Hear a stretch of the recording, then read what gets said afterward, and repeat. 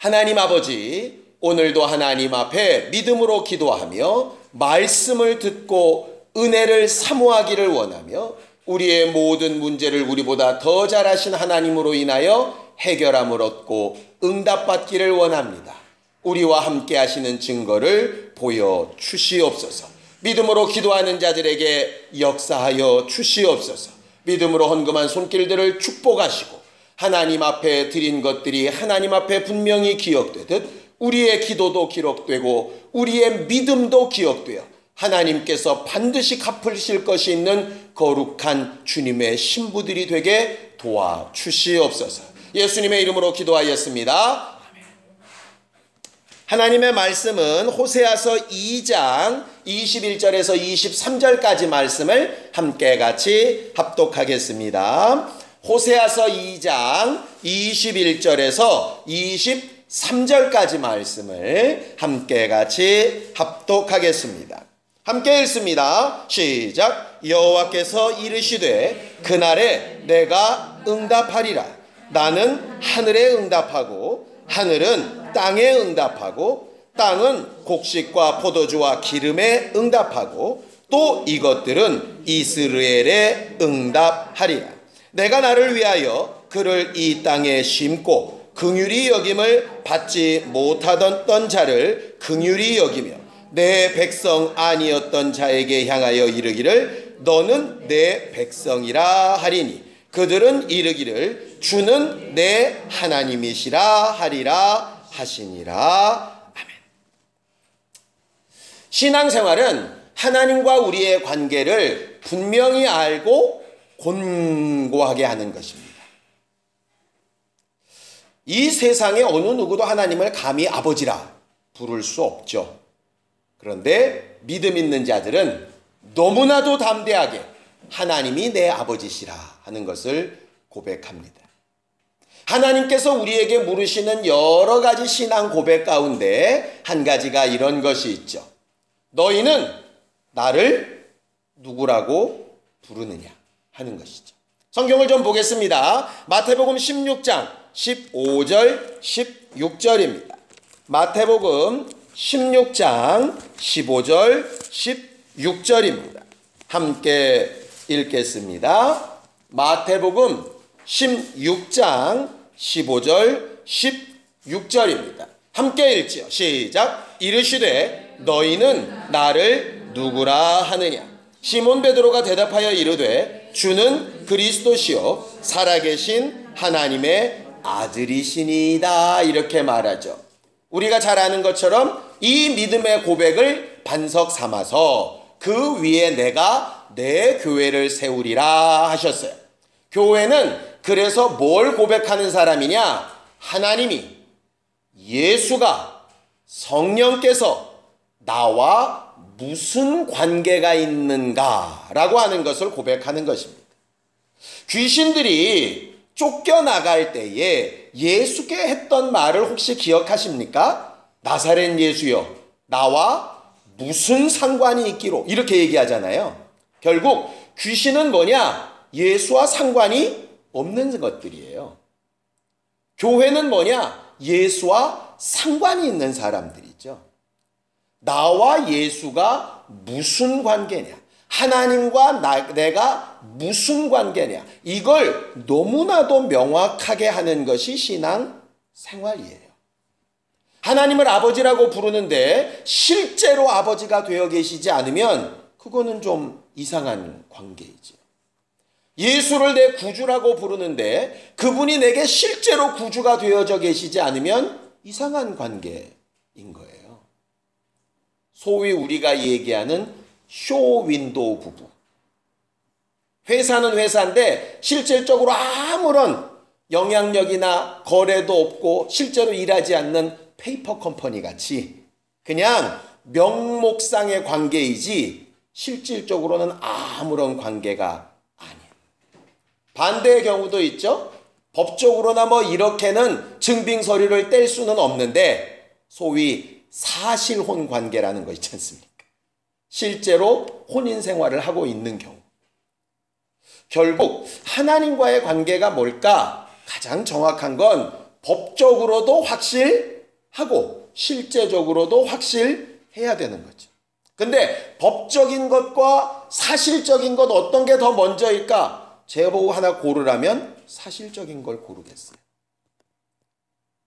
예를 들어 교회 같지 않은 조그만 골방에 모여서도 하나님을 제대로 만나야 교회 아니겠습니까? 아무리 멋진 건물을 세워놨어도 하나님을 만나는 게 아니면 교회가 아니잖아요.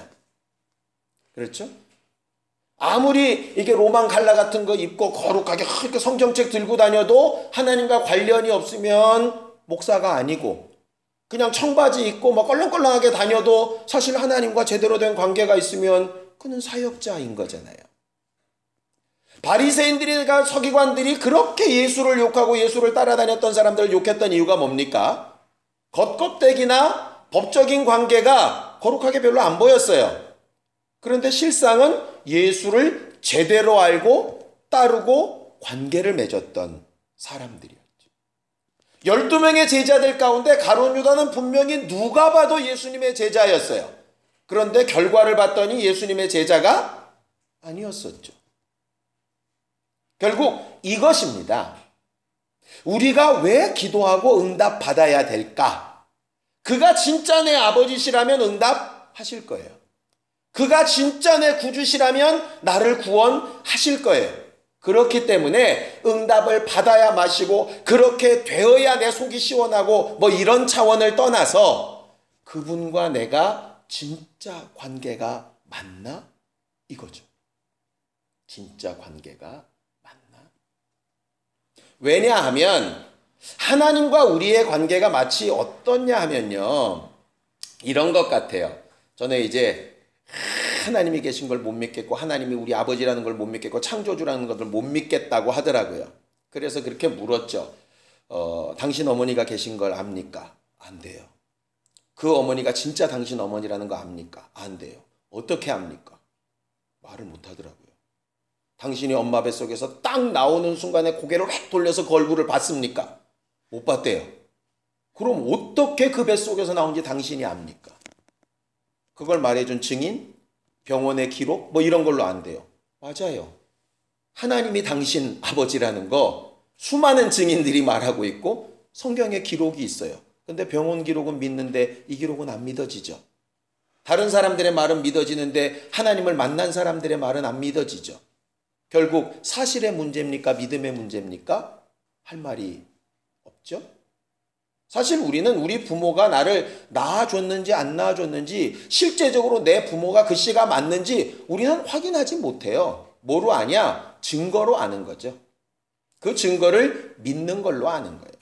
하나님으로부터 온 생명과 하나님으로부터 온 구원과 그가 내 아버지시라고 하는 걸 어떻게 알 수 있나? 신앙생활 가운데 증거받아서 알 수 있어요. 믿음으로 확인해서 알 수 있어요. 동일한 내용이에요. 신기한 건 세상 사람들이나 세상의 기록은 그렇게 잘 믿으면서 하나님의 말씀이나 하나님의 기록은 잘 안 믿어진다는 게 어찌 보면 굉장히 이적에 가까워요. 왜 그럴까? 간단하죠. 원수 때문이에요. 이 말은 그렇게 잘 믿어주게 하면서 실제 말은 안 믿는 거죠. 남편들이 그런 실수 굉장히 잘하죠. 정말 사랑하고 같이 있는 아내의 말은 잘 안 믿는데 옆집 김 씨의 말은 굉장히 잘 믿어요. 그래서 엉뚱한 데 가다 돈 쓰고 막 이러잖아요. 되게 신기한 거예요. 진짜 믿어야 될 건 잘 안 믿어지고 안 믿어야 될 건 믿어지는 이것이 사실 좀 이적에 가깝거든요. 속이려면 얼마든지 그럴 수 있으니까. 사실 우리의 믿음이 속임이 되지 않기 위해서 우리가 해야 될 것 중에 하나가 기도예요. 오늘 저녁에 성경이 이렇게 얘기합니다. 21절을 좀 보겠습니다.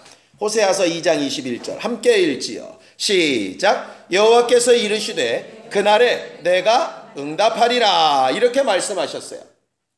제가 2장 끄트머리를 읽었죠. 무슨 얘기냐면 2장 앞쪽에 무슨 내용이 있어요. 어떤 내용이 있기 때문에 너희가 그러하다면 내가 응답하리라 이 말이에요.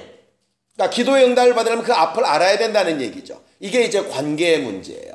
하나님께서 레위기 26장 12절에 이렇게 얘기하십니다. 이스라엘 사람들을 애굽에서 불러내서 광야에서 율법으로 훈련시키신 다음에 나는 너희 하나님이 되고 너희는 내 백성이 되리라. 이게 구약에 나타난 하나님과 이스라엘의 관계예요. 왕과 백성의 관계이죠. 그렇기 때문에 백성은 뭘 해야 되느냐? 왕의 명령을 들어야 돼요. 왕은 그들이 그 명령대로 순종할 때 그들을 보호할 책임이 있어요. 반대로 왕의 명령을 거부하고 반역을 하면 왕은 그들을 보호하는 게 아니라 그들을 죽이거나 처단해야 될 책임이 있는 거죠. 그래서 구약의 하나님과 이스라엘의 관계는 왕과 백성이라서 늘상 순종했냐 안 했냐를 따지게 되고, 순종한 것에 대한 결과로 보호를 하실 때도 있고 흩어버리실 때도 있고, 이것이 계속 반복이 되는 거죠. 근데 신약에 와서 예수는 이 관계를 뭐로 바꾸시느냐? 그가 내 아버지이신 것처럼 그가 너희 아버지가 되고, 내가 그분의 아들인 것처럼 너희가 그분의 자녀가 되리라, 이렇게 얘기하죠. 자, 히브리서 1장 5절입니다. 함께 읽겠습니다. 히브리서 1장 5절입니다. 함께 읽겠습니다.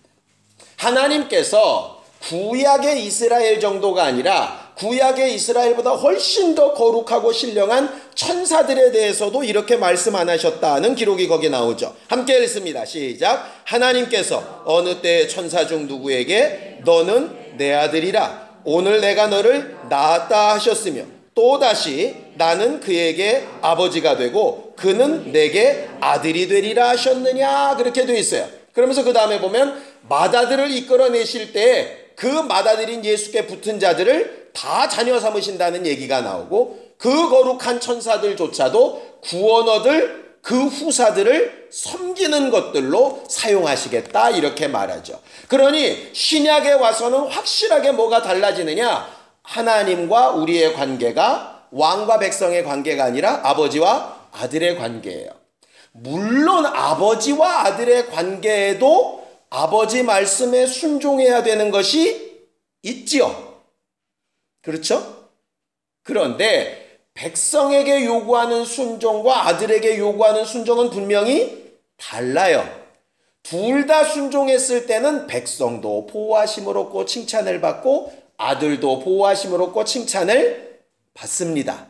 그런데 백성이 순종하지 않을 때에는 죽여요. 왜? 백성은 자식이 아니니까. 그런데 자식은 순종을 하지 않았다고 죽이지는 않아요. 징계는 하시죠. 더 나은 길을 위해서 징계하신다. 그러니까 칭찬받고 순종하고 열심히 사는 모습으로만 보면 백성이나 자식이 똑같은 것 같은데 어떤 부분에서 다르냐? 나빠졌을 때 달라요.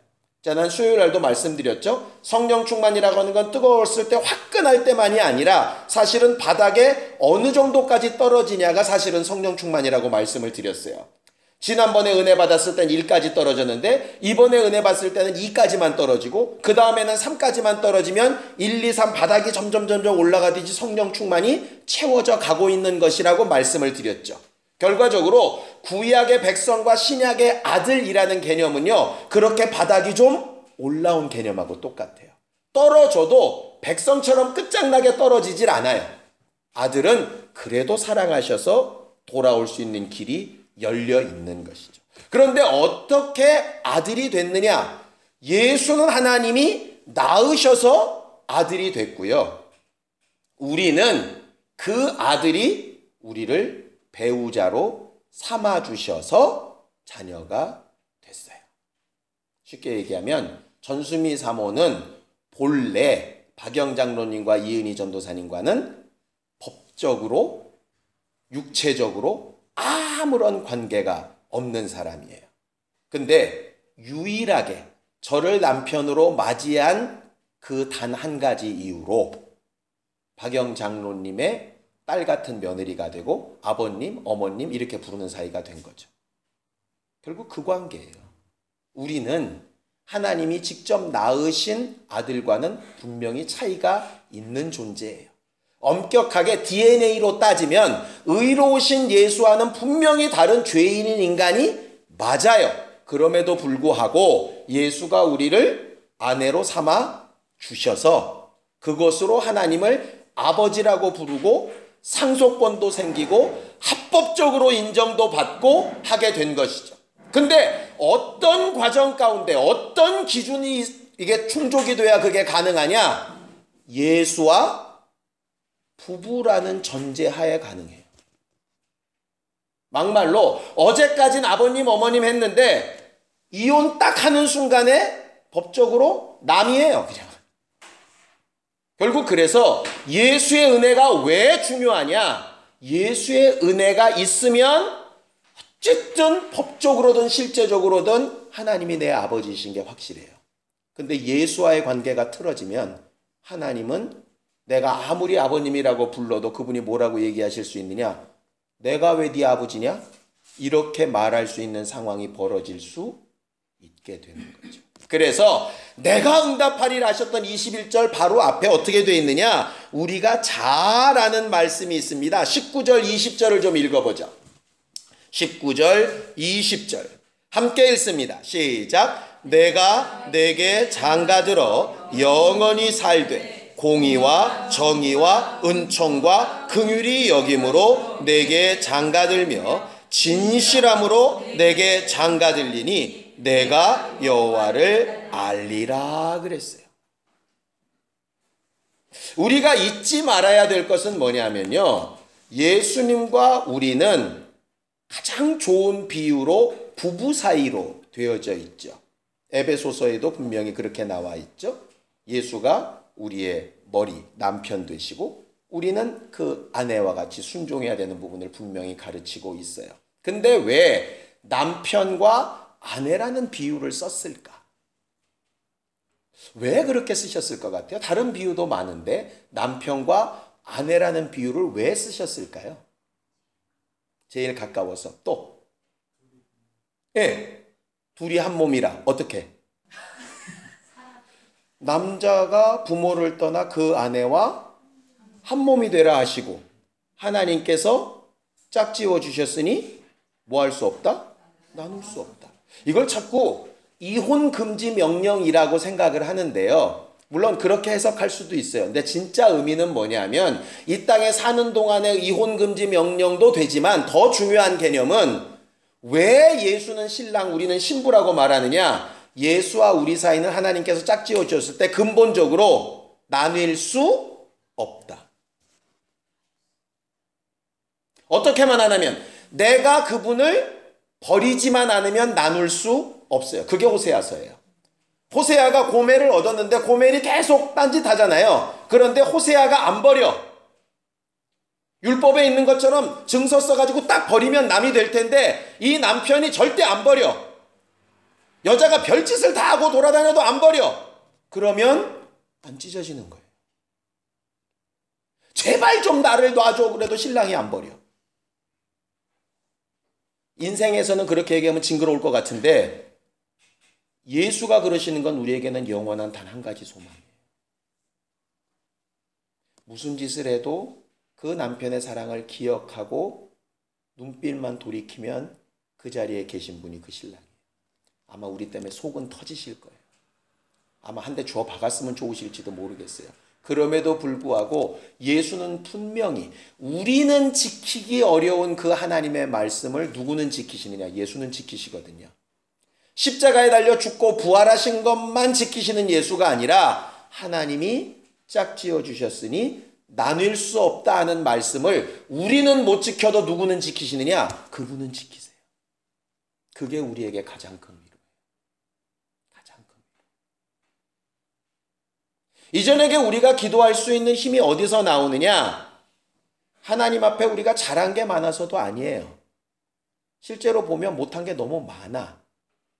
그런데 하나님께서 이렇게 말씀하시죠. 내가 응답하겠다 이러시면 응답하겠다, 기도 많이 하는 놈 직접 응답하겠다 이러면 되는데 성경에 뭐라고 되어 있습니까? 내가 하늘에 응답하겠고 하늘이 땅에 응답하겠고. 자, 21절부터 시작. 여호와께서 이르시되 그날에 내가 응답하리라. 나는 하늘에 응답하고 하늘은 땅에 응답하고 땅은 포도주와 곡식과 포도주와 기름에 응답하고 또 이것들은 이스라엘에 응답하리라. 여기서 말하는 이스라엘이라는 말은 꼭 지명을 얘기하는 게 아니라 지난주 혹시 기억나시나요?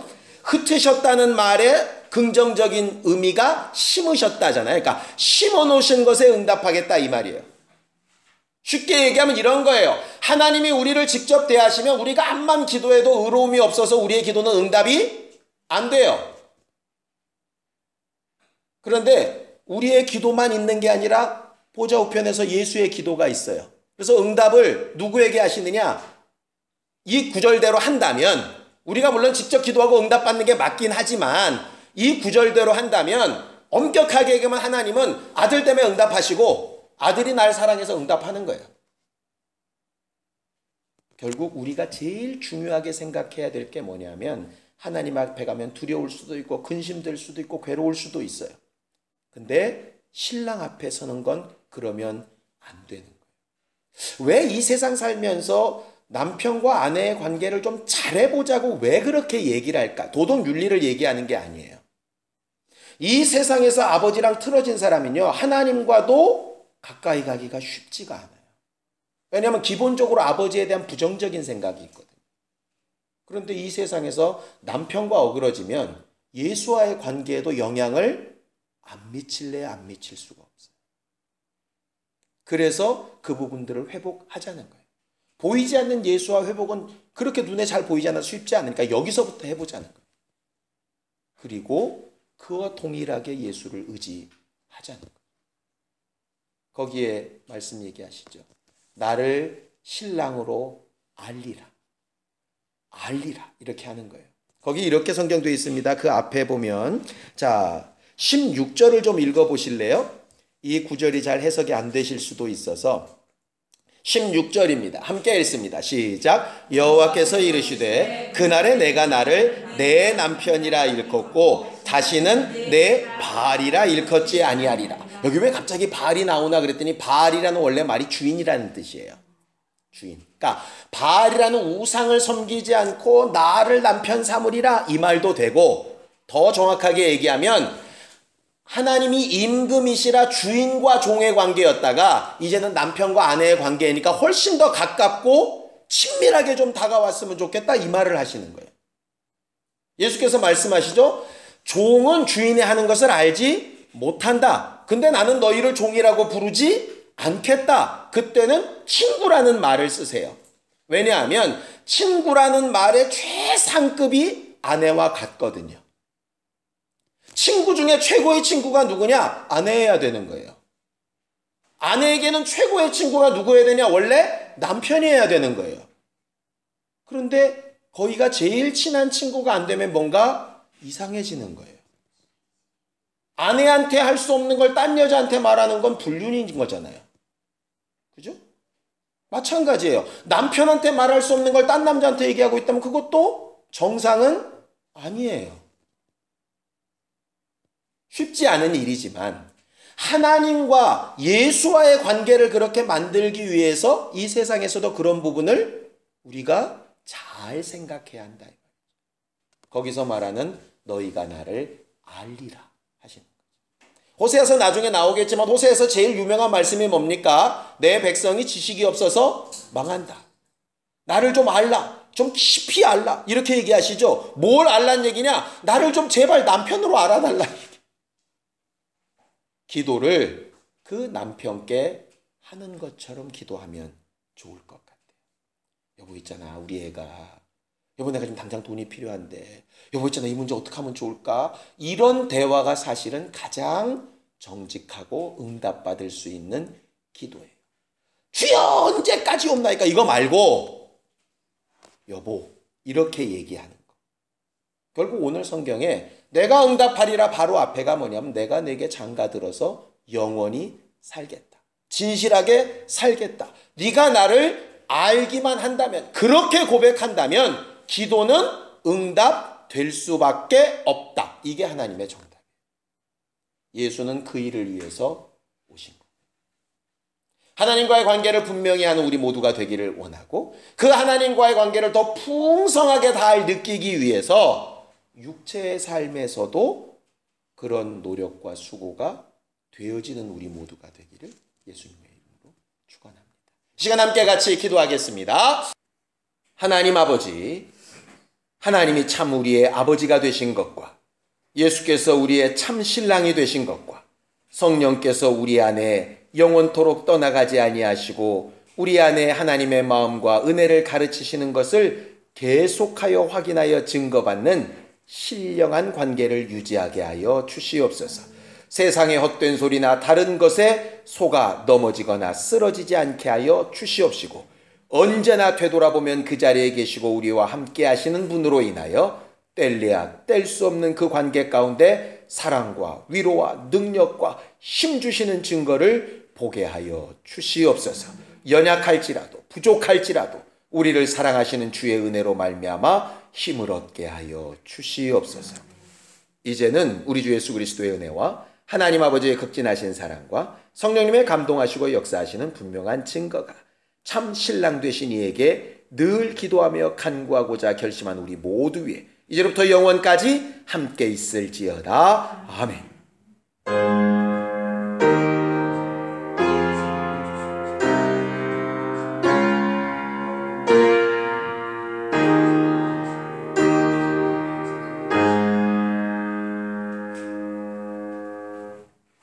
우리 기도 들으신 하나님 앞에 감사함으로 끝내겠습니다. 수고하셨습니다. 감사합니다.